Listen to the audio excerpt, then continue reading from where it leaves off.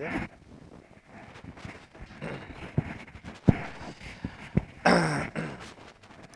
तो दोस्तों, एक बार फिर से आप सभी का स्वागत है प्रेरणा आईएएस इस कोचिंग में। मैं बता दूं कि ये एक निःशुल्क संस्था है जिसमें बच्चों से किसी प्रकार का कोई शुल्क नहीं लिया जाता है। अब जितने भी इकोनॉमिक रूप से वीकर सेक्शन के लोग हैं, चाहे वो किसी भी कैटेगरी से हो, किसी भी जाति से हो, आप यहाँ करके निःशुल्क शिक्षा प्राप्त कर सकते हैं। और ये मेनली रूप से बीपीएससी और बिहार के जितने भी एग्ज़ाम है उनको लेकर के हम लोग खुद इसकी तैयारी करवाते हैं।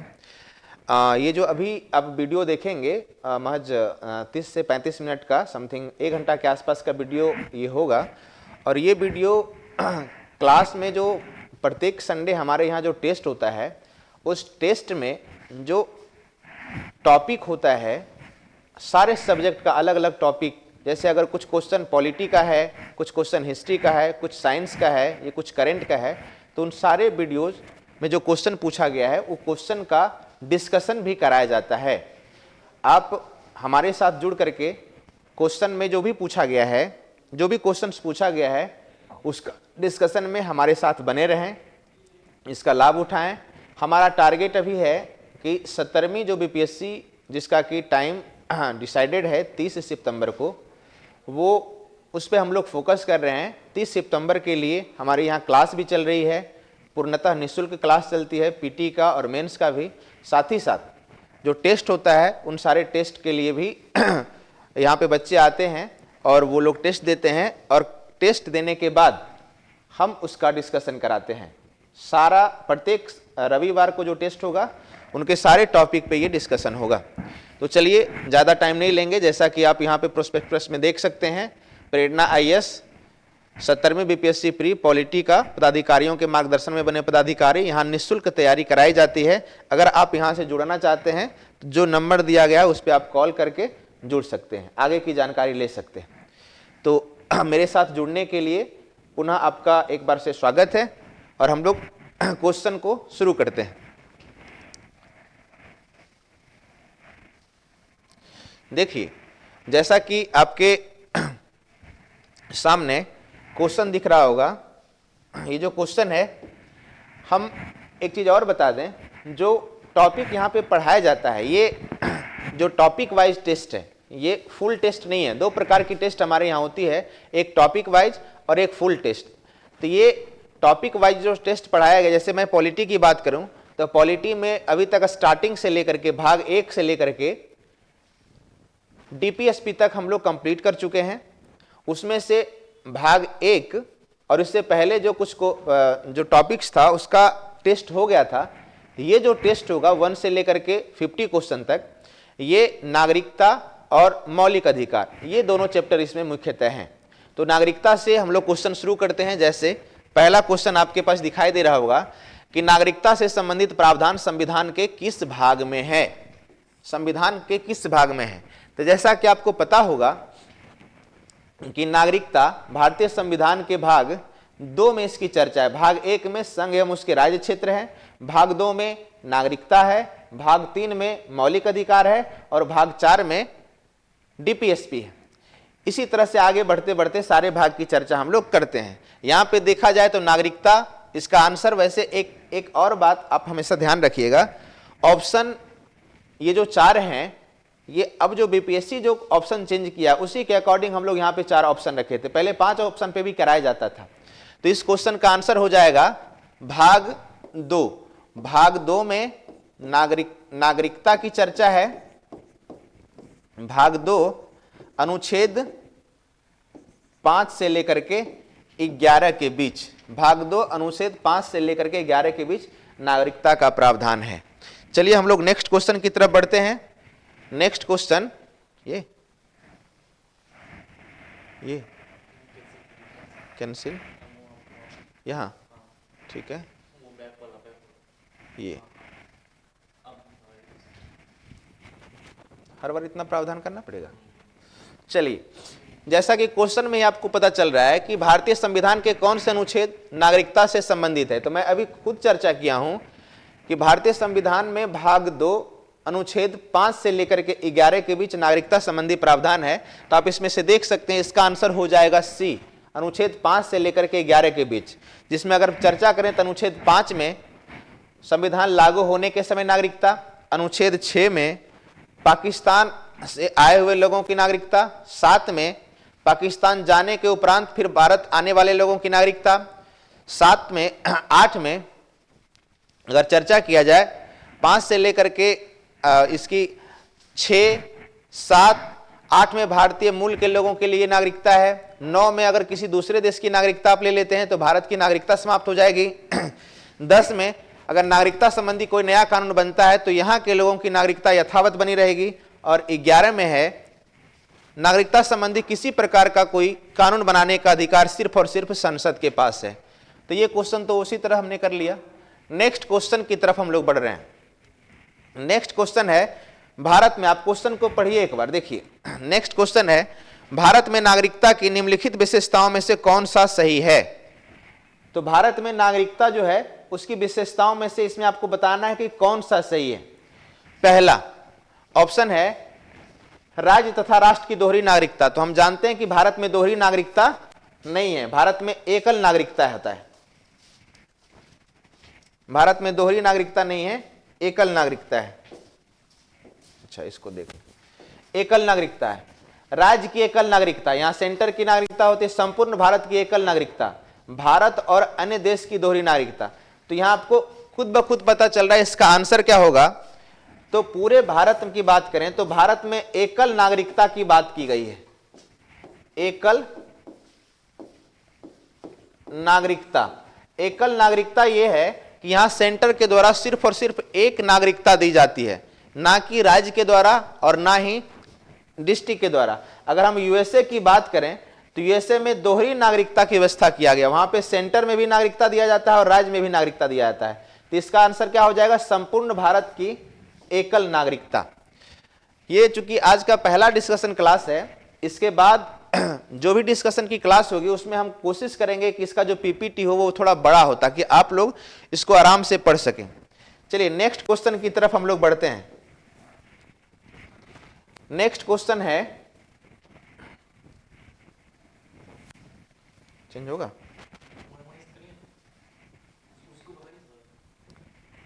ओहो कैंसिल मगा ये, अच्छा अब भागेगा। चलिए नेक्स्ट क्वेश्चन फिर आपके सामने ये है, क्वेश्चन को आप पढ़ें। भारत का नागरिक अपने नागरिकता खो देगा यदि वह भारतीय नागरिकता का परित्याग करता है, स्वेच्छा से अन्य देश की नागरिकता प्राप्त करता है, किसी अन्य देश की नागरिकों से विवाह करता है, सरकार की आलोचना करता है। देखिए इस क्वेश्चन को थोड़ा सा समझिए, बहुत इंपॉर्टेंट क्वेश्चन और आसान भी है अगर आप पढ़े होंगे तो। देखिए भारत के लोगों की हम लोग चर्चा करते हैं, नागरिकता संशोधन अधिनियम, क्यों लिखा था क्यों नहीं, नागरिकता संशोधन अधिनियम 1955, इसमें 5 प्रकार से नागरिकता लेने की बात की गई है, चाहे वो जन्म से नागरिकता हो, वंश के आधार पर नागरिकता हो, चाहे वो फिर पंजीकरण के आधार पर हो, चाहे वो फिर देशीकरण के आधार पर हो, और लास्ट में अर्जित भूभाग के आधार पर हो। लेकिन नागरिकता जब त्याग करने की बात आती है, यहां पे दिया गया है खो देगा, नागरिकता जब त्याग करने की बात आती है तो उसमें 3 प्रकार दिया गया। पहला आप स्वेच्छा से, तो ये तो फिक्स हो गया कि भारतीय जी, पहला है आप स्वेच्छा से नागरिकता को त्याग कर सकते हैं, दूसरा है अपने देश की नागरिकता परित्याग करने पर, तो यहां हो गया परित्याग करने पर, एक स्वेच्छा से आप नागरिकता को त्याग कर सकते हैं, दूसरा अगर आप दूसरे देश की नागरिकता ले लेते हैं तो यहां की नागरिकता अपने आप समाप्त हो जाएगी, और तीसरा था वो सरकार के द्वारा बर्खास्त करने पर। और ऐसा कोई भी प्रावधान नहीं है कि अन्य देश के लोगों को विवाह करेंगे तो नागरिकता चली जाएगी या सरकार की आलोचना करने पर, तो ये भी नहीं होगा, ये भी नहीं होगा। स्वेच्छा से अन्य देश की नागरिकता प्राप्त करता है, तो ये दोनों तरीके से यानी 1 और 2, तो इसका आंसर हो जाएगा केवल 1 और 2, तो इसका आंसर हो जाएगा 1 और 2। ठीक है, चलिए नेक्स्ट क्वेश्चन की तरफ हम बढ़ते हैं। क्वेश्चन नंबर 5, देखिए क्वेश्चन नंबर 5 क्या कहता है। क्वेश्चन नंबर 5 को थोड़ा सा पढ़िए। नागरिकता संशोधन अधिनियम 2015 के अंतर्गत निम्नलिखित में से कौन भारतीय कार्ड धारक प्रवासी नागरिक के रूप में पंजीकृत होने के लिए अर्ह नहीं है? तो नागरिकता संशोधन अधिनियम 2015 जब आया था तो उसमें आप देखिएगा कि जो भारतीय कार्ड धारक प्रवासी नागरिक होते हैं उसके लिए पंजीकृत होने के लिए कुछ अर्हताएं फिक्स की गई थी। उस अर्हता में पूछा रहा है कौन नहीं है, तो उसमें पहला अगर देखा जाए तो एक वयस्क बच्चा जिसके अभिभावक भारतीय नागरिक हैं, तो ये भी है, ये भी था। भारतीय नागरिक की विदेशी मूल की पत्नी, तो ये भी था। भारतीय नागरिक की विदेशी मूल की पत्नी वे भारतीय जो विभाजन के उपरांत पाकिस्तान के प्रवासी हो गए, और एक व्यक्ति का परपोता पितामही जो दूसरे देश का नागरिक है किंतु जिसके पितामह या पितामही या मातामही संविधान लागू होने के समय, ये भी था। अनुच्छेद इसका आंसर हो जाएगा सी, पाकिस्तान। देखिए ये नहीं था, वे भारतीय जो विभाजन के उपरांत पाकिस्तान में के प्रवासी हो गए, तो उसको यहां पे भारतीय कार्ड धारक प्रवासी नागरिक के रूप में पंजीकृत नहीं होगा। बाकी ये तीनों बातें इसमें लिखी गई थी, इसका अगर आप विस्तार से चर्चा करेंगे तो यहां पे चीजों को देख सकते हैं। नेक्स्ट क्वेश्चन देखिए, हम लोग आगे बढ़ते हैं। सही है,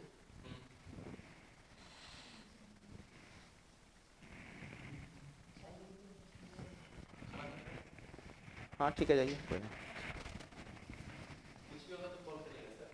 ठीक ठीक। देखिए नेक्स्ट क्वेश्चन क्या है, क्वेश्चन को पढ़ते हैं। निम्न में से कौन नागरिकता के अर्जन हेतु शर्तों को नियत करने के लिए सक्षम है? देखिए क्वेश्चन दिया है, निम्न में से कौन, 4 ऑप्शन है, चुनाव आयोग, राष्ट्रपति, संसद एवं राज्यों की विधानसभाएं सम्मिलित रूप से या संसद, इन चारों में से आपको बताना है नागरिकता के अर्जन के लिए शर्त का नियत। कुल मिला के ये समझिए, ये क्वेश्चन पूछ रहा है कि नागरिकता लेने के लिए जो नियम बनाता है वो नियम कौन बना सकता है। ये 4 दिया गया है ऑप्शन। तो हमने आपको बताया था अनुच्छेद 11, अनुच्छेद 11 में हमने बताया था क्लास के दौरान कि नागरिकता संबंधी कोई भी अगर नियम या कोई भी विधि बनाने की बात होगी तो वो कौन बनाएगा, तो वो सिर्फ और सिर्फ संसद बनाएगा, पार्लियामेंट ही बनाएगी। तो ये इसका आंसर हो गया पार्लियामेंट। चलिए ये सब क्वेश्चन में विशेष कोई दम है नहीं, तो हम आगे बढ़ रहे हैं। ठीक है, क्वेश्चन नंबर 7। ठीक है, क्वेश्चन नंबर 7। देखिए क्वेश्चन नंबर 7 क्या कर रहा है, इसको फिर से पढ़ा जाए।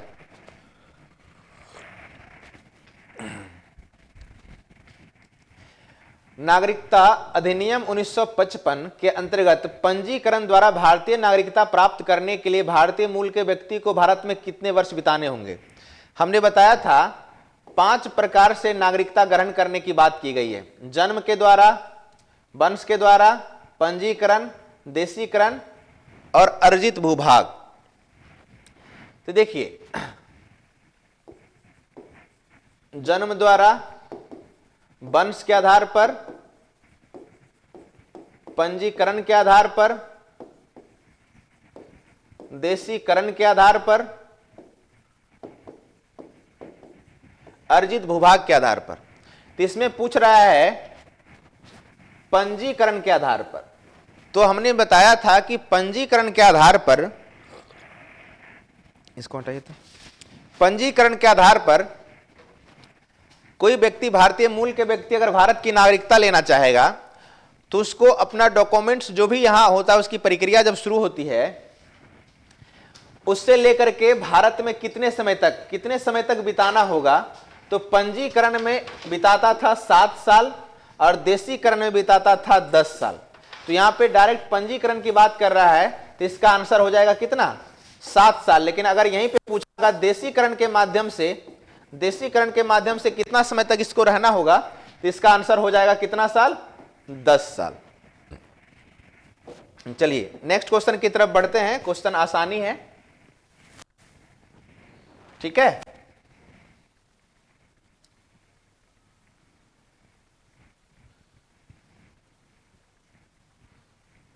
क्यों नहीं चेंज हो रहा है? अच्छा ये करना होगा नहीं। चलिए नेक्स्ट क्वेश्चन।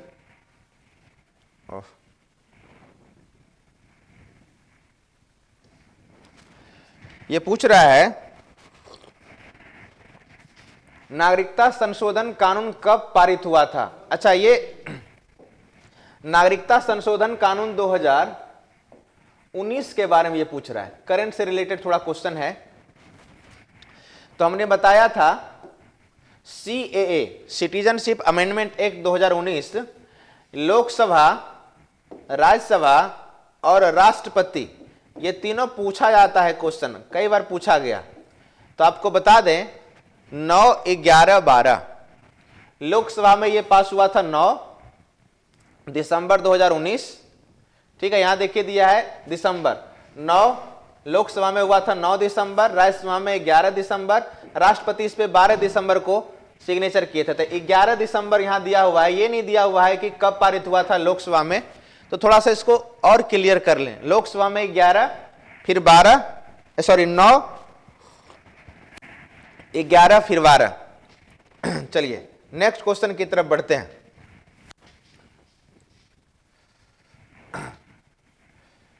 क्वेश्चन नंबर 10 देखिए, अब हम लोग आ रहे हैं मौलिक अधिकार की तरफ। हम पहले ही बता दें मौलिक अधिकार एक बहुत महत्वपूर्ण चैप्टर है और इस पे हमने लगभग 5 क्लास या 4 क्लास लिया है। एक एक चीज को विस्तार से हमने बताया।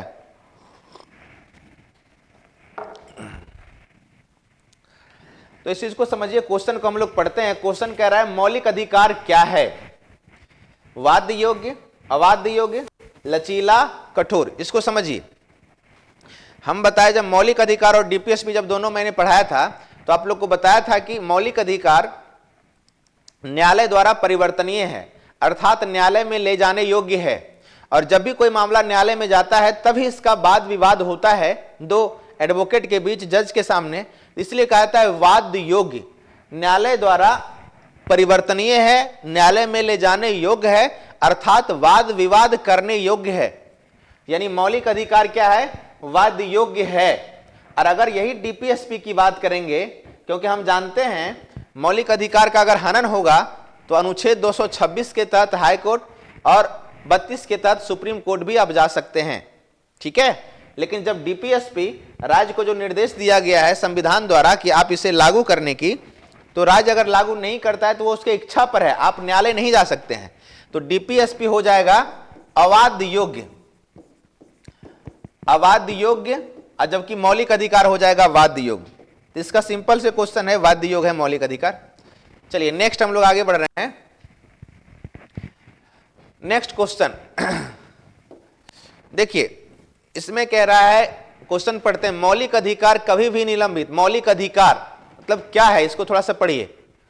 मैं बार बार बता रहा हूं कि ये जो आज का जो डिस्कशन है इसमें थोड़ा पीपीटी छोटा है। अगला जो डिस्कशन जो भी होगा हिस्ट्री का या जो भी क्लास का होगा उसमें पीपीटी को बड़ा बनाएंगे ताकि आप इसे पढ़ सकते हैं। मौलिक अधिकार कभी भी निलंबित किए जा सकते हैं, प्रधानमंत्री के निर्देश से निलंबित हो सकते हैं, राष्ट्रपति की इच्छा पर निलंबित हो सकते हैं, आपातकाल स्थिति में निलंबित किया जा सकता है। देखिए, मैं मौलिक अधिकार में बताया था कि मौलिक अधिकार का जो निलंबन होगा वो एक ही स्थिति में होगा और वो होगा आपात के समय। यानी आपात के समय मौलिक अधिकार का निलंबन होता है। इसको थोड़ा सा और क्लियर करें। आपात जो होता है वो 3 प्रकार से लगता है। राष्ट्रपति में जाके पढ़े होंगे, अनुच्छेद 356 की बात किया जा रहा है यहाँ पे, सॉरी 352, 356, 360। तो जो आपात की चर्चा है वो 352 में है। एक जो इसके लगने का जो आधार होता है वो पहला होता है, अगर आप विदेशी से युद्ध कर रहे हैं या बाहरी आक्रमण आप पे हुआ है। और पहले था आंतरिक गड़बड़ी। इमरजेंसी जब 1975 में लगाया गया तो उससे पहले 3 आधार था, बाहरी आक्रमण, युद्ध की स्थिति और तीसरा था आंतरिक गड़बड़ी। लेकिन उसके बाद 44वां संविधान संशोधन में उस आंतरिक गड़बड़ी के स्थान पे ला दिया गया सशस्त्र विद्रोह। सशस्त्र विद्रोह अर्थात अब जो इमरजेंसी लगाने का जो 3 आधार है दोस्तों, वो पहला है बाहरी आक्रमण, दूसरा है, पहला है बाहरी आक्रमण, बाहरी आक्रमण, दूसरा जो है वो है युद्ध की स्थिति, और तीसरा है सशस्त्र विद्रोह। तो इन तीनों आधार पर इमरजेंसी लगाया जाता है, और जब आपातकालीन स्थिति होती है तो मौलिक अधिकार का अनुच्छेद 20 और अनुच्छेद 21 ये दोनों मौलिक अधिकार निलंबित हो जाता है। लेकिन एक चीज मैं और बताऊं, इन दोनों को छोड़कर बाकी सारा मौलिक अधिकार निलंबित हो जाता है। इन दोनों को छोड़कर बाकी सारा मौलिक अधिकार निलंबित हो जाता है। कब? जब आपातकाल की स्थिति होती है। लेकिन एक चीज को थोड़ा और आप स्पष्ट देख लें कि जब हमने कहा कि आपातकाल 3 आधार पर लगाया जाता है, कौन कौन? बाहरी आक्रमण, युद्ध की स्थिति और सशस्त्र विद्रोह। लेकिन जब सशस्त्र विद्रोह के आधार पर इमरजेंसी लागू करना होता है, सशस्त्र विद्रोह के आधार पर इमरजेंसी लागू करना होता है या लागू होता है, तो वैसे कंडीशन में 20-21 के साथ साथ अनुच्छेद 19 बचा रहता है। अनुच्छेद 19 निलंबित नहीं होता है। तो इस चीज को आप बढ़िया से क्लियर कर लें कि मौलिक अधिकार में अनुच्छेद 20 और 21 आपातकाल के समय निलंबित होता है, लेकिन जब आपातकाल बाहर सशस्त्र विद्रोह के आधार पे लगता है तो वैसे कंडीशन में अनुच्छेद 19 भी बचा रहता है। चलिए तो फिर नेक्स्ट क्वेश्चन के लिए आगे बढ़ते हैं।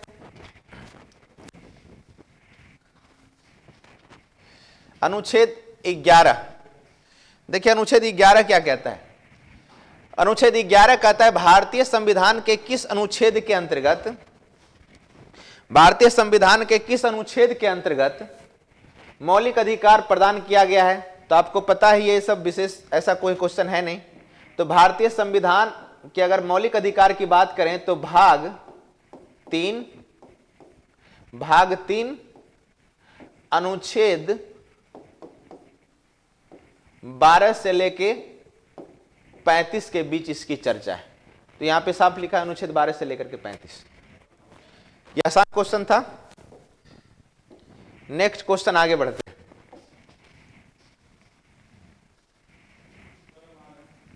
क्वेश्चन नंबर 12 देखिए, यहां को क्वेश्चन को पढ़िए। क्वेश्चन लिखा हुआ है भारतीय संविधान का कौन सा अनुच्छेद संवैधानिक प्रावधानों को संघीय संसद या राज्य विधान पालिकाओं द्वारा बनाए गए नियमों या कानून पर प्राथमिकता प्रदान करता है। अब थोड़ा सा क्वेश्चन आया स्टैंडर्ड। देखिए क्वेश्चन को समझिए, कौन सा अनुच्छेद संवैधानिक प्रावधानों को संघीय संसद या राज्य विधानमंडल द्वारा बनाए गए नियमों पर या कानूनों पर प्राथमिकता मतलब प्रायोरिटी किसको दिया गया है। तो यहां पे एक चीज तो आपको पता है, मौलिक अधिकार 36 से लेकर 51 के बीच है, तो 245 और 326 तो नहीं होगा। एक बच गया 32 और 13। तो आपको याद होगा हमने बताया था अनुच्छेद 13। अनुच्छेद 13 में क्या है, पहले इस चीज को थोड़ा देखिए। अनुच्छेद 13 में है मौलिक अधिकार का अल्पीकरण। मौलिक अधिकार का अल्पीकरण 13 के क्लाउज फर्स्ट में है। 13 के क्लाउज फर्स्ट में है कि मौलिक अधिकार लागू होने से पहले, यानी संविधान लागू होने से पहले और मौलिक अधिकार के बीच अगर कोई टकराव होती है तो पहले का कानून समाप्त हो जाएगा, पहले का कानून समाप्त हो जाएगा या फिर उस पे मौलिक अधिकार को प्रायोरिटी दी जाएगी। 13 के क्लाउज फर्स्ट में। 13 के क्लाउज सेकंड में जब जाइएगा तो इसमें डायरेक्ट लिखा हुआ है, अगर संसद और राज्य विधानमंडल द्वारा, इस चीज को समझिए, यही लिखा हुआ है, संसद या राज्य विधानमंडल के द्वारा अगर कोई भी ऐसा कानून बनाया जाता है जिससे मौलिक अधिकार का हनन होगा या जिस हद तक मौलिक अधिकार हनन होगा उस हद तक उस कानून को खारिज किया जाएगा। और ऐसे में यह प्राथमिकता मौलिक अधिकार को जो देता है वह अनुच्छेद 13 ही देता है दोस्तों। तो इसलिए इसका आंसर क्या हो जाएगा, अनुच्छेद 13। चलिए नेक्स्ट क्वेश्चन की तरफ आगे बढ़ रहे हैं। अनुच्छेद 13, सॉरी क्वेश्चन नंबर 13। इसमें देखिए लिखा हुआ है भारतीय संविधान में समता का अधिकार। भारतीय संविधान में भारतीय संविधान में समता का अधिकार 5 अनुच्छेदों द्वारा प्रदान किया गया ये है। देखिए ये आसान क्वेश्चन है, हम बता दें मूल संविधान में टोटल 7 प्रकार का मौलिक अधिकार की चर्चा की गई थी, 7 प्रकार का, जिसमें सबसे पहले था समता का अधिकार, समता का अधिकार राइट, अनुच्छेद 14 से लेके 18। स्वतंत्रता का अधिकार 19 से लेके 22। शोषण के विरुद्ध अधिकार 23-24। शोषण के विरुद्ध अधिकार 23-24। धार्मिक स्वतंत्रता का अधिकार नहीं, यहां पे लिखा रहा है 25 से 28। शिक्षा एवं संस्कृति संबंधी अधिकार 29-30। संपत्ति का अधिकार 31 और संवैधानिक उपचारों का अधिकार अनुच्छेद 32। लेकिन हम जानते हैं कि 44वां संविधान संशोधन द्वारा डीपीएसपी को प्रायोरिटी देते हुए 31 में जो संपत्ति का अधिकार था उसको मौलिक अधिकार की श्रेणी से हटा करके उसको क्या किया गया, उसको कानूनी अधिकार के रूप में दर्जा दिया गया और यहां से हटा दिया गया। तो कुल मिला के वर्तमान में जो बचा हुआ है वो 6 है। मौलिक अधिकार की संख्या 6 है। उसमें समता का अधिकार अनुच्छेद 14 से 18 है, स्वतंत्रता का अधिकार 19 से 22, शोषण के विरुद्ध 23-24, धार्मिक स्वतंत्रता का अधिकार 25 से 28, शिक्षा एवं संस्कृति संबंधी अधिकार 29-30, संवैधानिक उपचारों का अधिकार अनुच्छेद 32। अर्थात जो क्वेश्चन कहता है यहां समता का अधिकार जो दिया गया है वो कहां, तो ये दोस्तों कितना है 14 से लेकर 18, तो इसका आंसर हो जाएगा 14 से लेकर के 18। चलिए नेक्स्ट क्वेश्चन की तरफ हम बढ़ रहे हैं। Question number 14। देखिए क्वेश्चन नंबर 14 को पढ़िए। भारतीय संविधान के निम्नलिखित अनुच्छेदों में से कौन विधायन सत्ता पर पूर्ण नियंत्रण लगाता है? इसको थोड़ा सा बेहतर ढंग से समझने का प्रयास करते हैं। देखिए विधायन सत्ता कहे तो सरकार के द्वारा, मतलब विधि पे जो चल रहा है सत्ता, सरकार के द्वारा जो सत्ता चलाया जा रहा है उसके नजर में विधायन सत्ता पर पूर्ण नियंत्रण लगाता है। यहां पे एक चीज को देखिए, क्वेश्चन क्या कह रहा है, क्वेश्चन को यहां तो थोड़ी सी समझने की जरूरत है। क्वेश्चन क्या कह रहा है? देखिए क्वेश्चन कह रहा है कि विधायन सत्ता पर पूर्ण नियंत्रण। तो ऑप्शन में जो भी अनुच्छेद दिया हुआ है उसमें देखिए अनुच्छेद 15, तो इसमें भेदभाव की बात की गई है 5 आधार पर। 16 लोक नियोजन में 5 और 2 7 आधार। 17 अस्पृश्यता कांड। 14 जो है इसमें कहा गया विधि के समक्ष समता और विधि का समान संरक्षण। यानी यहां डायरेक्ट कहा गया सत्ता किसी का भी हो, किसी का भी हो तो उस पर पूर्ण नियंत्रण होगा, अर्थात विधि के नजर में हर कोई क्या होगा, समान होगा और विधि द्वारा उसको समान संरक्षण दिया जाएगा। और विधि को चलाने वाला जो सिस्टम क्या होता है वही तो सत्ता या वही तो राज्य, वही तो सरकार हम लोग कहते हैं। तो इसका आंसर क्या हो जाएगा दोस्तों? 14 हो जाएगा। नेक्स्ट क्वेश्चन की तरफ हम लोग आगे बढ़ते हैं, तो ये सब आसान क्वेश्चन है तो थोड़ा सा हम लोग क्वेश्चन नंबर 15 देखिए। क्वेश्चन नंबर 15 क्या कहता है? क्वेश्चन नंबर 15 कह रहा है, क्वेश्चन को पढ़ते हैं। धर्म आदि के आधार पर विभेद का प्रतिषेध भारत के संविधान का अनुच्छेद 15 एक मूल अधिकार है जिसे इसके अधीन वर्गीकृत किया गया है। ये तो फिक्स है, आपको पता ही होगा। अनुच्छेद 15 जो है उसमें 5 प्रकार का भेदभाव की बात की गई है। जाति, धर्म, मूल वंश,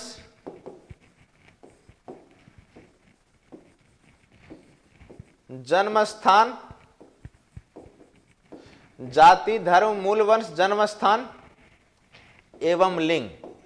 इन 5 के आधार पे भेदभाव को क्या किया गया है? निषेध किया गया अनुच्छेद 15 में। तो बोल रहा है ये मूल अधिकार है तो किसमें है?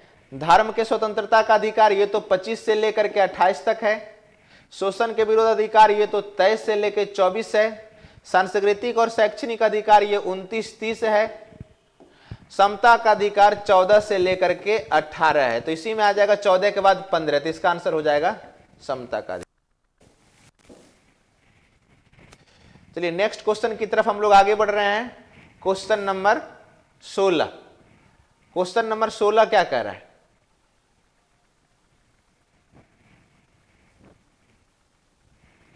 क्या हो गया?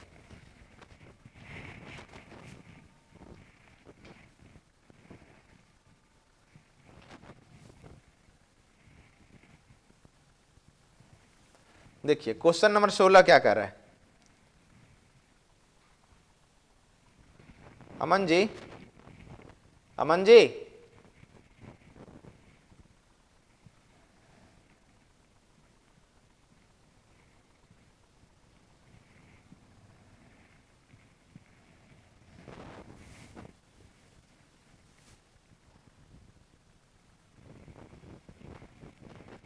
एक मिनट।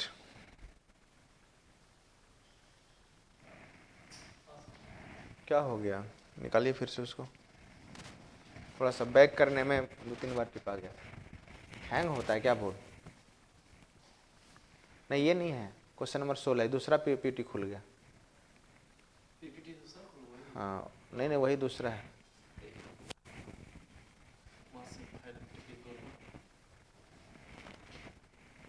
काम कहाँ कर रहा है? उसको हटाइएगा तो एग्जिट कीजिए। कोई नहीं, वीडियो होता है वैसे।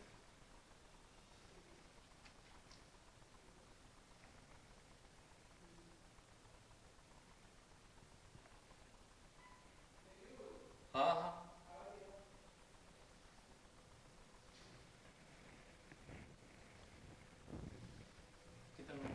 16 नंबर क्वेश्चन।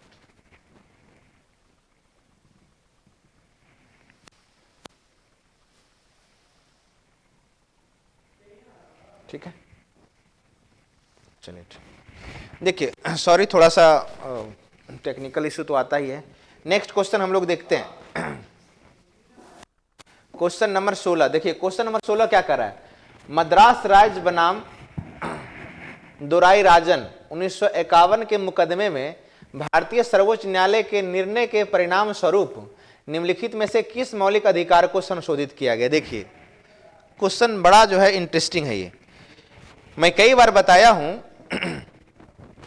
कि अनुच्छेद 15 में जो 5 प्रकार का भेदभाव है, उसी में अनुच्छेद 15 के क्लाउज 4 में जब हम जाते हैं तो वहां पे सबसे पहले जो डीपीएसपी को प्रायोरिटी दिया जाता है कि अनुच्छेद 45 में कि 6 वर्ष से कम के बच्चों या 46 में एससी एसटी या दुर्बल वर्गों के शिक्षा के लिए काम करेंगे। तो इस बीच में सबसे पहला मद्रास राज्य के द्वारा एक प्रयास किया गया था शैक्षणिक संस्थान में आरक्षित सीट को आरक्षित करने को लेकर के, या उसे आप रिजर्वेशन भी कह सकते हैं। तो इसी के एवज में पहली बार मामला गया था सुप्रीम कोर्ट में मद्रास राज्य बनाम चंपकई दोराई राजन। ये सिर्फ दोराई राजन लिखा हुआ है, चंपकम दोराई राजन था मामला। और ये गया था भेदभाव। इसमें देखिए ऑप्शन को हम लोग देखते हैं। विधि के समझ समता का अधिकार, भेदभाव के विरुद्ध अधिकार, अस्पृश्यता के विरुद्ध अधिकार, विचार एवं व्यक्ति, इस चारों में पहले क्या था मामला हम बताते हैं। शैक्षणिक संस्थान में रिजर्वेशन की बात थी, उसमें आधार बनाया गया था जाति को, खास करके जाति नहीं मतलब पिछड़े वर्ग जो थे कि समाज के पिछड़ा वर्ग कौन है, समाज के नीचे तबके के लोग कौन है, उसके लिए पहचान की गई और उसके लिए 10% सीट रिजर्व किया गया था मद्रास के कॉलेज में, समान शैक्षणिक संस्थान में। और इसी के तब उसके बाद जो मामला चंपकम दोराई राजन का मामला जो था वो गया सुप्रीम कोर्ट में, जब निर्णय दिया तो उसमें बताया गया कि यह भेदभाव पैदा करता है, ऐसा संविधान में वैसा प्रावधान नहीं है। अंततः बाद में सुप्रीम कोर्ट ने इसे वैलिड माना और इसके एवज में ही अनुच्छेद 15 का क्लाउज 4 जोड़ा गया था। समान शैक्षणिक संस्थान में पिछड़े वर्गों के लिए कुछ विशेष सीट रिजर्व किया गया था। तो यह हो जाएगा भेदभाव के विरुद्ध अधिकार के संदर्भ में यह गया था अनुच्छेद 15।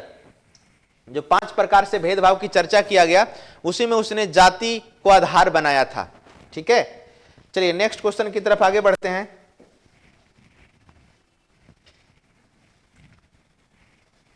क्वेश्चन नंबर 17 देखिए क्वेश्चन नंबर 17 है भारतीय संविधान में जैसा निहित है निम्न में से कौन सा समानता के मौलिक अधिकार में सम्मिलित नहीं है? तो आसान क्वेश्चन है। समानता का जो अधिकार है अनुच्छेद 14 से लेकर के 18 तक है। अनुच्छेद 14 में विधि के समक्ष समता एवं विधि का समान संरक्षण, अनुच्छेद 15 में है 5 आधार पे जाति, मूल वंश, धर्म, जन्म स्थान और लिंग के आधार पे भेदभाव को निषेध किया गया। 16 में है लोक नियोजन में अवसर की समानता, 17 में अस्पृश्यता को अंत और 18 में है उपाधियों का अंत। यहां पूछ रहा है कि संविधान में जैसा निहित नियम से कौन सा समानता के मौलिक अधिकार में सम्मिलित नहीं है। तो यहां पे देख लीजिए कौन कौन सा नहीं है।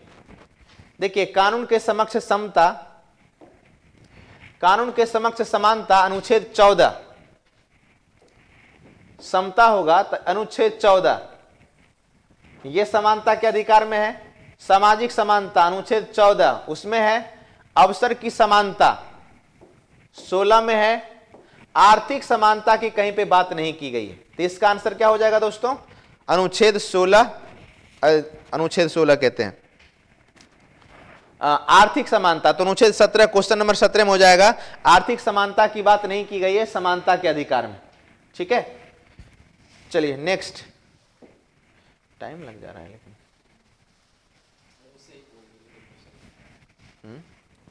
थोड़ा फास्ट भागना पड़ेगा नहीं।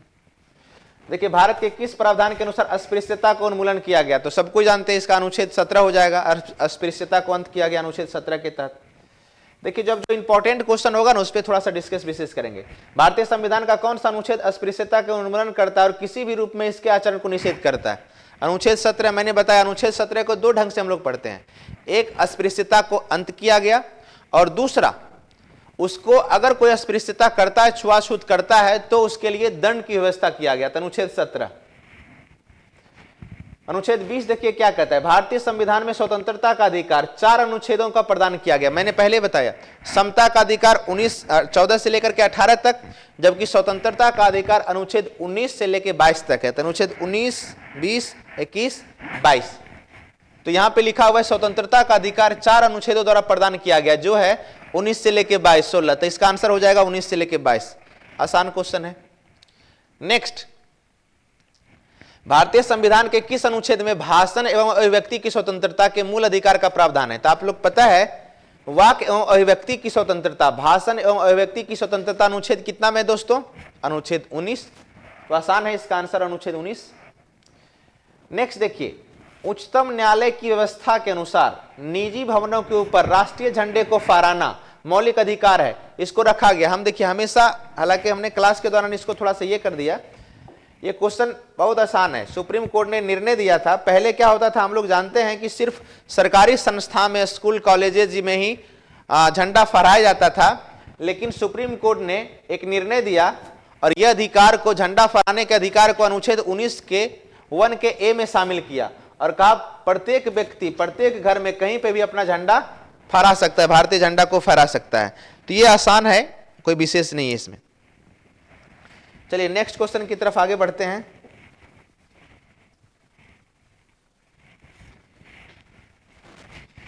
भारतीय गणराज्य के संविधान का कौन सा अनुच्छेद व्यक्ति की प्राण एवं दैहिक स्वतंत्रता के संरक्षण से संबंधित है? आसान क्वेश्चन है, ये वन लाइनर क्वेश्चन है। आप जानते हैं अनुच्छेद 20, अनुच्छेद 19, 20, 21, 22 ये स्वतंत्रता के अधिकार से संबंधित है। तो उसमें प्राण एवं दैहिक स्वतंत्रता अनुच्छेद 21 में है, और अनुच्छेद 21 अपने आप में विस्तृत है। उसकी विस्तृत चर्चा आप कभी मेंस में कर सकते हैं। देखिए 24 है, निम्नलिखित में से किन्हें सर्वोच्च न्यायालय ने मौलिक अधिकार के रूप में मान्यता दी? तो आपको 3 में से देखना है किसे मान्यता दिया मौलिक अधिकार के रूप में। आपको पता है अनुच्छेद 21 में जब जाइएगा तो सुप्रीम कोर्ट लगातार, जब गोपालनवाद के बाद मेनका गांधी केस में जब मामला गया था विदेश घूमने को लेकर के, तो पहली बार सुप्रीम कोर्ट ने यह स्पष्ट किया कि गरिमा पूर्वक जीवन जीने के लिए जो कुछ भी अधिकार जरूरत है वो सारा अधिकार को अनुच्छेद 21 में शामिल किया जाएगा। और उसके बाद से लेकर के अलग अलग वर्डिक्ट के द्वारा लगातार इसमें अनुच्छेद 21 का विस्तार किया जा रहा है। तो उसी में कहा गया न्यायालय ने मौलिक अधिकार के रूप में मान्यता दी आवास का अधिकार, विदेश यात्रा का अधिकार, समान कार्य के लिए समान वेतन का अधिकार नहीं। तो इसका आंसर क्या हो जाएगा? इसका आंसर देखिए फिक्स है, आवास का अधिकार तो है अनुच्छेद 21 में, ठीक है, आवास का अधिकार अनुच्छेद 21 में है। हमने बताया था कहीं पे भी आप एकांतता या आवास रहने का अधिकार है। विदेश यात्रा का अधिकार ये भी है मेनका गांधी में दिया गया, समान कार्य के लिए समान वेतन का अधिकार। वैसे समान कार्य के लिए समान वेतन की चर्चा की जहां बात आती है वो डीपीएसपी में आता है, लेकिन इसको इसमें शामिल लेट से किया गया, लेकिन इसका मेन आंसर 1 और 2 होगा। ठीक है, समान कार्य के लिए समान वेतन का अधिकार, अनुच्छेद 21 में इसे शामिल किया गया। मैं इस पे थोड़ा सा कंफर्म नहीं हूं, लेकिन ये दोनों तो स्पष्ट है, आवास का अधिकार और विदेश घूमने का अधिकार। तो मेरे ख्याल से इसका आंसर 1 और 2 ही होना चाहिए। ठीक है,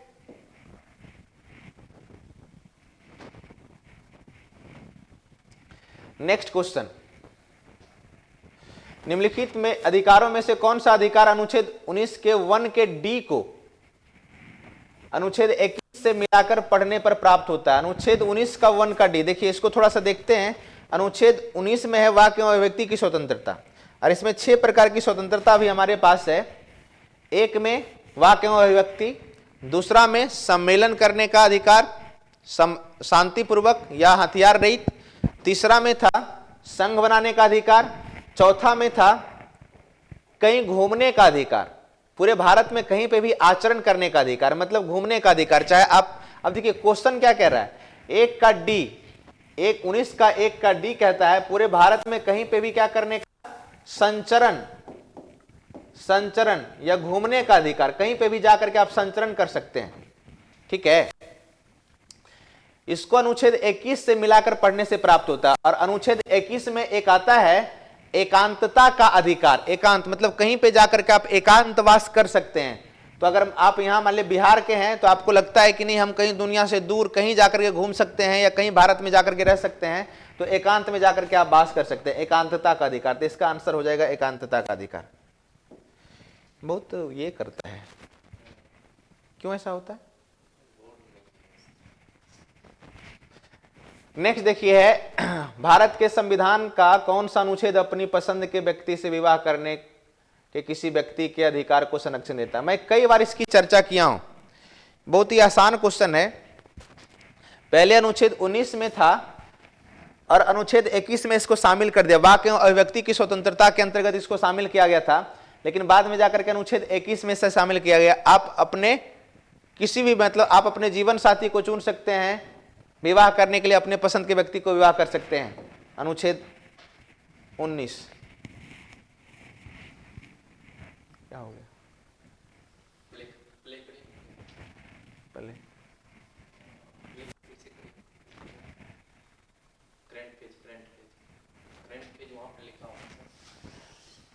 इस पे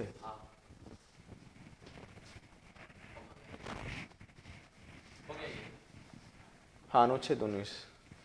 चलिए नेक्स्ट क्वेश्चन, निम्न में से कौन सा एक अधिकार राष्ट्रीय आपातकाल तक में भी समाप्त या सीमित नहीं किया जा सकता है?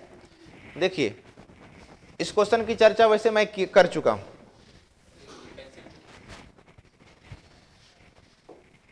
देखिए, निम्न में से कौन सा एक अधिकार राष्ट्रीय आपातकाल तक में भी समाप्त या सीमित नहीं किया सकता है? देश के किसी भाग में निवास या बसने का स्वतंत्रता का अधिकार, व्यक्तिगत स्वतंत्रता या जीवन का अधिकार, भारत के संपूर्ण क्षेत्र में अबाध रूप से भ्रमण करने का अधिकार, वित्तीय या उजीविका का अधिकार। अनुच्छेद देखिए, हमने बताया था कि जब आपातकाल लागू होता है तो दो, अनुच्छेद 20 और अनुच्छेद 21, और अगर ये सशस्त्र विद्रोह के आधार पर आपातकाल लागू होता है तो अनुच्छेद 19। ये तीनों बच करके बाकी सब सीमित या समाप्त हो जाता है। तो इसमें ऑप्शन में दे रहा है 20 में है दोषसिद्धि के संबंध में संरक्षण, 21 में है व्यक्तिगत स्वतंत्रता जीवन का, जीवन जीने का अधिकार, प्राण एवं दैहिक स्वतंत्रता में ही आता है जीवन जीने का अधिकार या व्यक्ति की स्वतंत्रता, अनुच्छेद 21। तो ये क्या होगा? सम्मिलित नहीं होगा, मतलब ये किसी भी कीमत पे अनुच्छेद 20-21 आपातकाल लगने के बाद भी क्या नहीं होगा? सीमित नहीं होगा, यानी कि प्रतिबंधित नहीं होगा, निलंबित नहीं होगा। नेक्स्ट क्वेश्चन,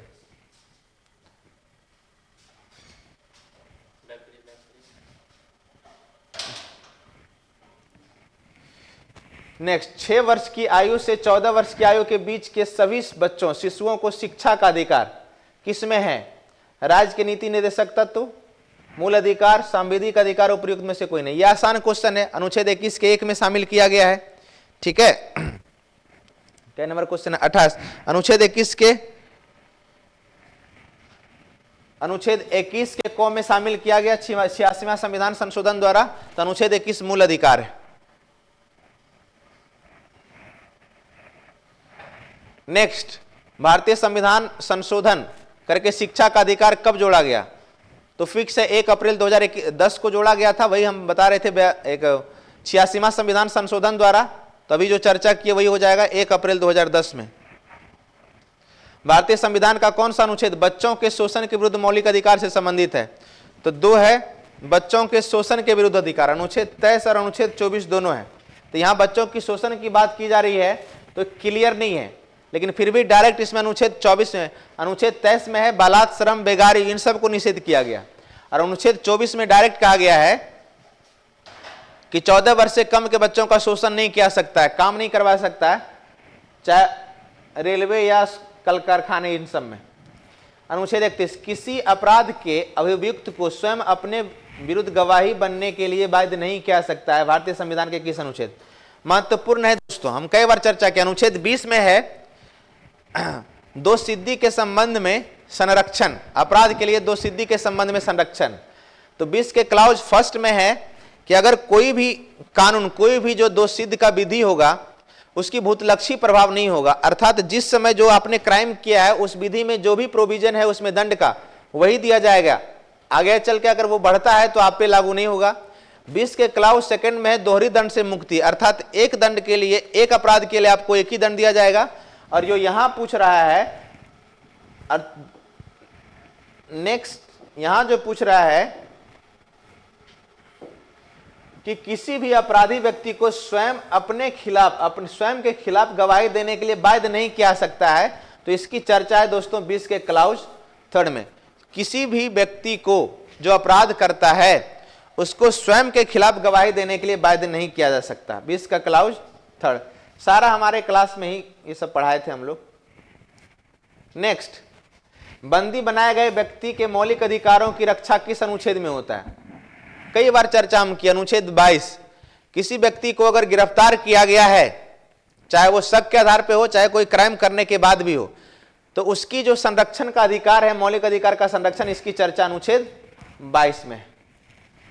प्रत्यक्ष बंदीकरण अधिनियम के अंतर्गत एक व्यक्ति बिना मुकदमा चलाए बंदी बनाया सकता है। कई बार चर्चा की है। अनुच्छेद 22 में इस बात की चर्चा है, अगर कोई व्यक्ति को गिरफ्तार किया गया है, प्रत्यक्ष बंदी अधिनियम के आधार पर यह कहा गया किसी व्यक्ति को अगर शक के आधार पर गिरफ्तार किया जाता है, चाहे फिर क्राइम के आधार पर, तो उसको बिना मुकदमा चलाए 3 माह के लिए गिरफ्तार किया सकता है, रखा जा सकता है। 3 माह के लिए बंदी बनाया सकता है। तो इसका 3 माह हो जाएगा आंसर। हमने ये भी बताया था 22 के क्लाउज 4 में इस बात की चर्चा है, अगर किसी को 3 माह से ज्यादा समय के लिए रखना हो तो इसके लिए एक समिति बनेगी, हाई कोर्ट के जज रैंक के अधिकारी इसमें होगा और वो इसकी सीमा को बढ़ाएगा। नेक्स्ट, संविधान के किस अनुच्छेद के अंतर्गत सिखों द्वारा कृपाण धारण करने का अधिकार, स्वतंत्रता का अधिकार? देखिए हमने बताया था अनुच्छेद 25 से 28 के बीच में है स्वतंत्रता का अधिकार। अनुच्छेद 25 से लेके 28 के बीच है स्वतंत्रता का अधिकार, धार्मिक स्वतंत्रता का अधिकार, धार्मिक स्वतंत्रता का अधिकार। उसमें अनुच्छेद 25 के क्लाउज फर्स्ट में इस बात की चर्चा है कि कोई भी व्यक्ति किसी भी धर्म को अंतःकरण करेगा, अंतःकरण, दूसरा अपनाएगा, अपनाना, तीसरा आचरण करना, उस धर्म के अकॉर्डिंग आचरण करना, और चौथा उसका प्रचार प्रसार करना। यह अनुच्छेद 25 में चर्चा है। तो हम जानते हैं कि किसी भी धर्म, जैसे कि अगर बात करें सिख धर्म में, तो उसमें कृपाण धारण करना, वो उसके आचरण, उस धर्म के आचरण में, जैसे हम बार बार चर्चा करते हैं कि आप हिंदू अगर धर्म मानते हैं तो वहां पे आप हनुमान चालीसा पढ़ते हैं, मुस्लिम धर्म मानते हैं तो वहां पे आप क्या करते हैं, नमाज अदा करते हैं। उसी प्रकार से जो सिख धर्म को मानता है तो उसको कृपान धारण करने का अधिकार है, वो उसके आचरण में शामिल है। इसका आंसर हो जाएगा अनुच्छेद 25 दोस्तों।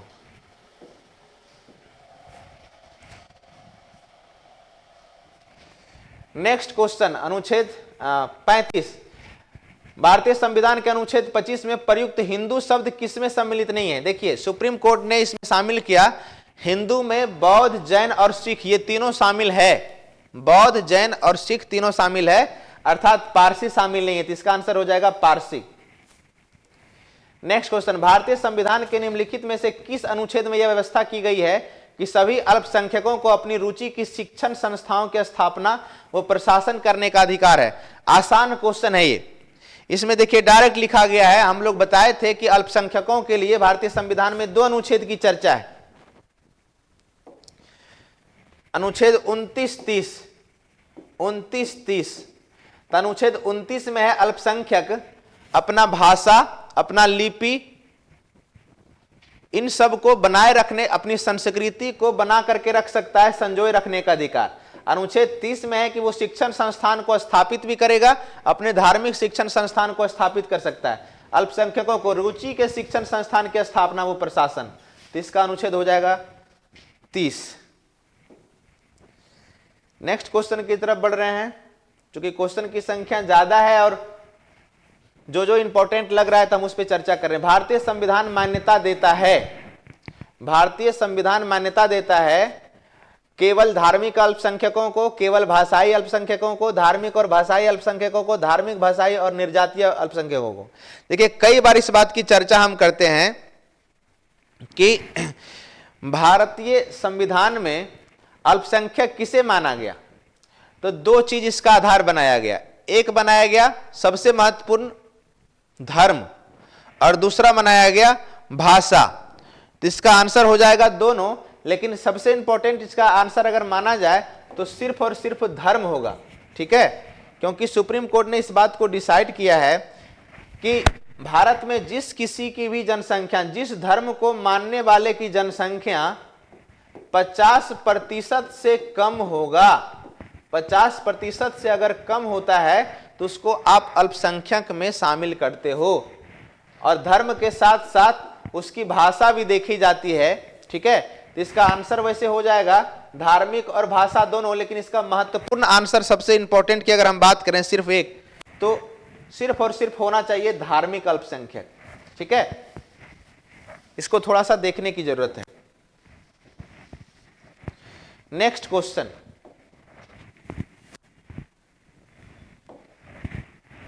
देखिए दोस्तों नेक्स्ट क्वेश्चन है, निम्नलिखित में से किसको संविधान द्वारा मौलिक अधिकार को लागू करने की शक्ति दी गई है? तो सबसे आसान है, किसको? संसद को। यह क्वेश्चन कई बार पढ़ा है।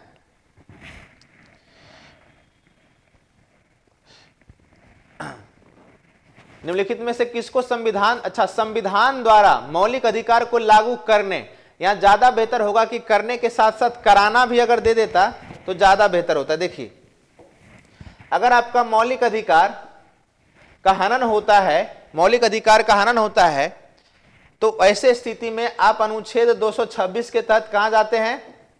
उच्च न्यायालय, और अनुच्छेद 32 के तहत जाते हैं सर्वोच्च न्यायालय, और ये पुनः वापस आपको अनुच्छेद देता है, हनन होने के बाद भी, निलंबित होने नहीं मिलता है, हनन होता है तो उसके बाद भी।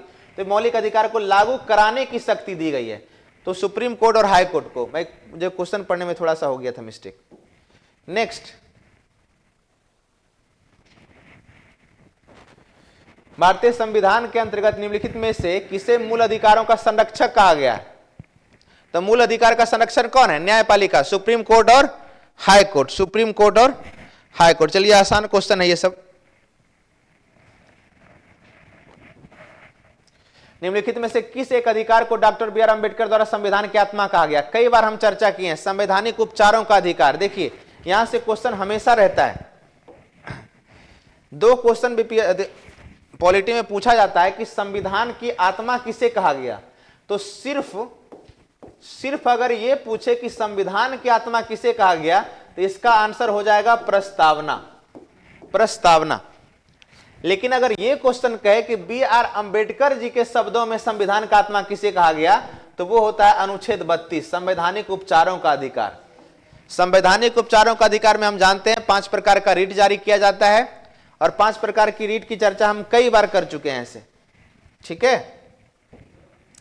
चाहे बंदी प्रत्यक्षीकरण हो, चाहे 5 प्रकार के रीट में देखिए, पहला बंदी प्रत्यक्षीकरण होता है, दूसरा परमादेश होता है, तीसरा अधिकार परीक्षा होता है, चौथा उत्प्रेषण होता है और 5वां होता है प्रतिषेध प्रोहिबिशन। नेक्स्ट क्वेश्चन, संवैधानिक उपचारों का अधिकार। भारत के संविधान के किस अनुच्छेद के अंतर्गत भारत का उच्चतम न्यायालय नागरिकों के मूल अधिकारों के परिवर्तन के लिए विभिन्न प्रकार का रीट जारी किया जाता है? तो बताई दी, अनुच्छेद 32 के तहत सुप्रीम कोर्ट और 226 के तहत हाई कोर्ट रीट जारी करती है मौलिक अधिकार के उल्लंघन की स्थिति में। निम्नलिखित में से किस एक प्रलेख को किसी व्यक्ति की स्वतंत्रता का महानतम रक्षक माना जाता है? देखिए क्वेश्चन को समझिए, क्वेश्चन का क्या कह रहा है। क्लास में एक लड़की इस बात की चर्चा कर रहे थे, एक प्रलेख को किसी व्यक्ति की स्वतंत्रता का महानतम रक्षक, देखिए स्वतंत्रता का रक्षा करता है। अब हमने कई बार आपको बताया था कि अगर किसी व्यक्ति को, देखिए आप पुलिस स्टेशन में जब आप गिरफ्तार करते हैं तो गिरफ्तार करने के बाद 24 घंटा के अंदर आपको न्यायालय के सामने क्या होता है, प्रस्तुत करना होता है। 24 घंटा के अंदर, अगर 24 घंटा के अंदर न्यायालय के सामने प्रस्तुत नहीं करते हैं तो उसके लिए न्यायालय कहता है, न्यायालय एक रीट जारी करती है और उस रीट का नाम है बंदी प्रत्यक्षीकरण, हैबियस कॉर्पस। अब वो कहती है कि आप 24 घंटा के अंदर आपको न्यायालय के समक्ष प्रस्तुत करना था, अगर आपने नहीं किया तो इसकी जो स्वतंत्रता है उसका हनन हुआ है, इसकी स्वतंत्रता का हनन हुआ है, जो मौलिक अधिकार इसको दिया गया उसकी स्वतंत्रता का हनन हुआ है। और इस प्रकार ऐसे कंडीशन में बंदी प्रत्यक्षीकरण नामक रीट जारी करती है कौन? न्यायालय। चलिए नेक्स्ट क्वेश्चन, व्यक्तिगत स्वतंत्रता के लिए उच्च न्यायालय निम्नलिखित में से किस रीट को जारी करता है? सेम क्वेश्चन हो, व्यक्तिगत स्वतंत्रता, आपका स्वतंत्रता का हनन होता है, आपका व्यक्तिगत रूप से आपको समय से ज्यादा बंदी बना करके रखा जाता है, तो बंदी प्रत्यक्षीकरण, इसका भी आंसर हो जाएगा बंदी प्रत्यक्षीकरण। नेक्स्ट, जब सर्वोच्च न्यायालय किसी व्यक्ति अथवा संस्था को उसके दायित्व के निर्वहन हेतु लेख जारी करता है तो उसे, देखिए कितना आसान क्वेश्चन है, बहुत महत्वपूर्ण है, हम कई बार चर्चा किए हैं कि जब भी किसी पद पर आप जाते हैं तो आपकी वहां पे कुछ कर्तव्य निर्धारित होता है, कर्तव्य या आपका कुछ दायित्व निर्धारित होता है। सरकारी संस्था में सरकार जब भी बनती है या वहां पे जो भी व्यक्ति होते हैं उसका कुछ ना कुछ कर्तव्य निर्धारित होता है, और उन कर्तव्य का जब आप पालन नहीं करते हो, जैसे एग्जाम्पल हम सिर्फ बताए थे कि मान लीजिए पटना के किसी गली में बहुत ज्यादा कूड़ा कचरा जमा हो गया तो उसको साफ करने का काम म्युनिसिपैलिटीज को है, और अगर उसको साफ नहीं कर रहा है तो न्यायालय उसके खिलाफ एक रीट जारी करता है और उसको आदेश देता है कि आप अपने कर्तव्यों का, आप अपने दायित्वों का पालन कीजिए। और वो रीट जो होता है वो मैंडेमस कहलाता है, परमादेश कहलाता है। हम आदेश देते हैं कि आप अपने कर्तव्यों का क्या करें, पालन करें, तो इसका आंसर हो जाएगा परमादेश। नेक्स्ट, किस वाद ने संसद को मौलिक अधिकारों में संशोधन का अधिकार दिया? देखिए इसकी लड़ाई बहुत लंबी चली थी, हमने कई बार इसकी चर्चा भी किया, इसकी लड़ाई बहुत लंबी चली थी कि मौलिक अधिकार और डीपीएसपी में किसे प्रायोरिटी दिया जाए, अर्थात डीपीएसपी को अगर हम प्रायोरिटी देते हैं तो संशोधन मौलिक अधिकार में होगा कि नहीं होगा। तो इसको शुरू करके बोल दीजिए, सर क्लास ले रहे हैं, तो शुरू से लेकर के हमेशा देखते हैं, चाहे वो संजय गोपालन वाद हो, सज्जन सिंह वाद हो, गोलकनाथ वाद हो, फाइनली जो है एक वर्डिक्ट आया था केशवानंद भारती 24 अप्रैल 1973 में, और इसने संविधान को एक कवर दिया, कवर प्रदान किया, और इसने एक बेहद ऐतिहासिक निर्णय दिया। इस पे एक लंबा क्लास हम लोग कभी लेंगे मेंस में। केशवानंद भारती केस में ही सुप्रीम कोर्ट ने यह डिसाइड किया था कि मौलिक अधिकार ही नहीं बल्कि मौलिक अधिकार के साथ साथ पूरा संविधान में भी संशोधन किया जाएगा, बशर्ते उसके मूल ढांचा, संविधान का जो बेसिक स्ट्रक्चर होगा, मूल ढांचा में परिवर्तन नहीं करना है। संविधान का मूल ढांचा क्या होगा ये भी सुप्रीम कोर्ट खुद डिसाइड करेगा समय समय पर। ठीक है, तो इसका आंसर हो जाएगा केशवानंद भारती बनाम केरल राज्य। नेक्स्ट क्वेश्चन, निम्नलिखित में से किसके द्वारा संपत्ति के मूल अधिकार को लोप किया गया? तो आसान क्वेश्चन है, 44वां संविधान संशोधन द्वारा संपत्ति के अधिकार का। अच्छा, एक चीज हमेशा और हम बताते हैं, संपत्ति के अधिकार की जब बात आती है तो यहां पे सिर्फ अनुच्छेद 21 को ही नहीं हटाया गया था। अनुच्छेद 21 के साथ साथ अनुच्छेद 19 का 1 का F, जो भारत में कहीं पे भी जाकर के आप संपत्ति खरीद सकते हैं, उसको भी हटाया गया था। कितना संविधान में दोस्तों? 44वां संविधान संशोधन में। ठीक है, 1978 में। चलिए क्वेश्चन अब हम लोग लास्ट पहुंच रहे हैं, 47 नंबर क्वेश्चन, निम्नलिखित में से कौन सा मूल अधिकार विदेशी नागरिकों को प्राप्त नहीं है? तो मैं कई बार याद भी करवाता हूं, भारतीय संविधान में मौलिक अधिकार की जो चर्चा है तो इसमें 15, 16, 19, 29 और 30 इतना मौलिक अधिकार जो है वो विदेशी नागरिकों को प्राप्त नहीं है। तो विधि के समक्ष समता, यह आपका हो गया अनुच्छेद 14। अभिव्यक्ति की स्वतंत्रता, ये हो गया अनुच्छेद 19। प्राण एवं दैहिक स्वतंत्रता, ये हो गया अनुच्छेद 21। और शोषण के विरुद्ध अधिकार, ये हो गया 24, 23, 24। इसमें पूछ रहा है निम्नलिखित में से कौन सा मूल अधिकार विदेशी नागरिकों को प्राप्त नहीं है? तो 19, तो ये हो जाएगा अभिव्यक्ति की आजादी। नेक्स्ट क्वेश्चन की तरफ बढ़ रहे हैं। भारतीय संविधान के अंतर्गत निम्नलिखित अधिकारों में से कौन सा एक अधिकार सभी व्यक्तियों को प्राप्त है? तो विधि के समान संरक्षण का अधिकार 14, भेदभाव के विरुद्ध अधिकार, अभिव्यक्ति। देखिए आसान है, इसको थोड़ा समझने की जरूरत है। सभी को प्राप्त है मतलब क्या कर रहा है? कौन सा एक अधिकार सभी व्यक्तियों को प्राप्त है? सभी मतलब देशी भी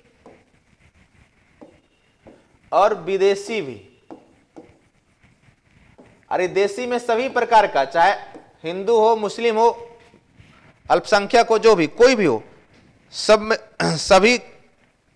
सभी को अधिकार प्राप्त है। कौन सा? अब देखिए इसको देखते हैं, हम लोग ऑप्शन को देखते हैं। विधि के समान संरक्षण का अधिकार 14, तो ये तो फिक्स है कि ये देशी को ही प्राप्त है, विदेशी को ही प्राप्त है। भेदभाव के विरुद्ध अधिकार, भेदभाव, ये हो जाएगा अनुच्छेद 15। ये सिर्फ देशी को प्राप्त है, विदेशी को प्राप्त नहीं है। अभिव्यक्ति की अधिकार अनुच्छेद 19, ये भी देशी को प्राप्त है, विदेशी को नहीं। संस्कृति एवं शैक्षणिक संबंधी अधिकार, ये सिर्फ अल्पसंख्यकों को अधिकार प्राप्त है, मतलब सिर्फ सभी को प्राप्त होने वाला अधिकार अनुच्छेद 14 है, विधि के समक्ष समता या विधि का समान संरक्षण। तो आसान क्वेश्चन हो गया। नेक्स्ट क्वेश्चन आगे बढ़ रहे हैं हम। भारत में रहने वाला ब्रिटिश नागरिक दावा नहीं कर सकता है। तो यही वही क्वेश्चन है, भारत में रहने वाला ब्रिटिश नागरिक जो भारत में है वो दावा नहीं कर सकता है। क्या चीज का? तो विदेशी को प्राप्त नहीं है। कौन कौन? 15, 16, 19, 29, 30। तो देखिए व्यापार और व्यवसाय की स्वतंत्रता का अधिकार ये 19 में चला गया। विधि के समक्ष समता अनुच्छेद 14 में है, ये कर सकता है। जीवन और व्यक्तिगत स्वतंत्रता की सुरक्षा 21 ये कर सकता है। धर्म की स्वतंत्रता का अधिकार, धर्म की स्वतंत्रता, व्यापार, और देखिए तो इसमें सब कर सकता है। 14 कर ही सकता है। जीवन और व्यक्तिगत, यहां इस चीज को देख लीजिए। विदेशियों को प्राप्त, ब्रिटिश, भारत में रहने वाला ब्रिटिश नागरिक, ब्रिटिश नागरिक इसका मतलब क्या हो गया? विदेशी का दावा नहीं कर सकता, मतलब विदेशी को कौन सा मौलिक अधिकार यहां नहीं है? व्यापार और व्यवसाय की स्वतंत्रता अनुच्छेद 19 का 1 का ई है। विधि के समक्ष समता 14, जीवन और व्यक्तिगत स्वतंत्रता की सुरक्षा 21। अच्छा, जीवन और व्यक्तिगत स्वतंत्रता की सुरक्षा, ठीक है। धर्म की स्वतंत्रता का अधिकार 25, जीवन और व्यक्तिगत स्वतंत्रता, इसमें थोड़ा सा देखिए 21। अच्छा, व्यक्तिगत स्वतंत्रता, जीवन और व्यक्तिगत स्वतंत्रता की सुरक्षा, तो यहां पे देखिए व्यक्तिगत स्वतंत्रता की अगर बात करें तो ये आ जाएगा अनुच्छेद 21 में भी, ठीक है, 19, 15, 16, 19, 29, 30। इसका मेन आंसर अगर जाए अच्छा नहीं कर सकता है तो एक तो 19 नहीं करेगा, ठीक है, 19 नहीं करेगा, 19 उसको नहीं है, बाकी 14 है ये कर सकता है, जीवन और व्यक्तिगत स्वतंत्रता। 21 ये भी कर सकता है, धर्म की स्वतंत्रता के अधिकार। 19, 29, 15, 16, 19, 29, 30, 25 भी कर सकता है। तो एगो सिर्फ आया 19, ये नहीं कर सकता है, बाकी सभी करेगा। एक ही क्वेश्चन है, लास्ट क्वेश्चन देखिए, सेवा के अधिकार की अवधारणा। सबको ही जानते हैं भाई, सेवा के अधिकार का अवधारणा कहां से लिया गया है? ब्रिटेन से। इसको याद करने की चीज है, सॉरी, ब्रिटेन से सेवा का अधिकार की अवधारणा लिया गया है, ग्रेट ब्रिटेन से। तो दोस्तों ये आज का जो टेस्ट हुआ था उसका डिस्कशन था। ये पहला डिस्कशन है, तो यहां पे विभिन्न प्रकार की प्रॉब्लम्स आई, जैसा कि आपने भी देखा। सबसे पहला चीज, पीपीटी में क्वेश्चन छोटा है जो आपको पढ़ने में दिक्कत हुआ। दूसरा, बोर्ड बार बार हैंग कर रहा है तो हमें कुछ लिखने में भी दिक्कत हुआ। तो आगे से जो भी डिस्कशन होगा वो फुल फेज में होगा। आप लोग हमेशा जुड़िए, देखिए।